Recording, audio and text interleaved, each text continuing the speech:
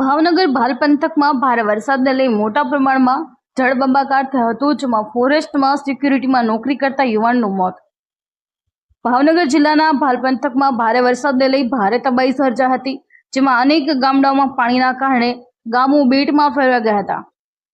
ભાલ પંથકના સવાઈનગર ખાતે રહેતા અને ફોરેસ્ટમાં સિક્યુરિટી તરીકે નોકરી કરતા મકવાણા નાનુભાઈ રમણભાઈ નામના યુવાન ભારે વરસાદના કારણે છેલ્લા 6 દિવસથી ઘરે પરત ન ફરતા પરિવારજનો દ્વારા ફોરેસ્ટ વિભાગને જાણ કરી હતી. તેમ છતાં આજરોજ સિક્યુરિટી ગાર્ડમાં નોકરી કરતા મકવાણા નાનુભાઈ નામના યુવાનની 6 દિવસ બાદ લાશ મળી આવતા પરિવારમાં શોકની લાગણી જોવા મળે. નામ બહાદુરભાઈ ધીરુભાઈ ધરજીયા. કઈ જગ્યા રહેવાનું ભાઈ? સવાઈનગર વિસ્તારમાં રહું છું. શું બનાવ થયો? ટેપરા વિસ્તારમાં રહું છું. બનાવ શું જો? અમારા ભાઈ એવું છે કે ફોરેસ્ટમાં નોકરી મારા મામા જતા એ ભાઈ નોકરીની ફરજ બતાવતા. આ પાણી એના હિસાબે ભાઈનો આવો બનાવ બન્યો, પણ જાણ કરી હતી કોઈ ફોરેસ્ટવાળા આવ્યા નથી ને કે ફોરેસ્ટદારમાં ચોકીદારમાં હતા. બરાબર, મારા મામા જતા ત્યારે ચોકીદારની ફરજ એ સંભાળતા નાનેશભાઈ રમણભાઈ મકવાણા. કોઈ આવ્યા નથી.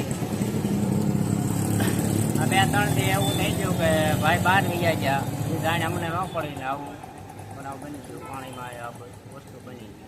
કેટલા દિવસ પછી ડેડ બોડી મળી? 7 દિવસ મળી. હા, 7 દિવસ થઈ ગયા.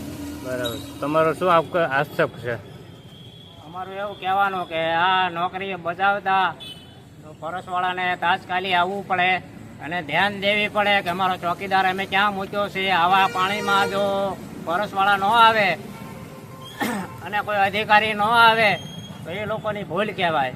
બરાબર, કે આવા પાણીમાં રહે છે અમારા ચોકીદાર આવીએ ફરજ બચાવે છે તો અમારે ના જવું પડે. બરાબર, ગળા પાણી હમાણીને નાથી જે નીકળ્યા હોય ને આવું વસ્તુ બની ગઈ હોય એ લોકોને તો ફરજ તો બની પડે ને કે આવવું પડે ને એનું થોડું રક્ષણ આપણે રાખવું પડે. કઈ જગ્યા લાયા તમે? તમારું ખાલી હરણ મરે તો તમે કેટલી ધ્યાન દો. તમારે એક જ બધાનું છે, ફોરેસ્ટ વાળાનું એક જ વસ્તુ છે. હરણ મળે કે ગમે એ મરે તો તમે કેવા તાત્કાલિક આવી જાવ છો. બરાબર, આ તમારા ભાઈને ક્યાં લાવ્યા તારે? અત્યારે અમે સલટી હોસ્પિટલ લાવ્યા છે, પીએમમાં લાવ્યા છે. એના ભાઈ બહાદુરભાઈ ધીરુભાઈ.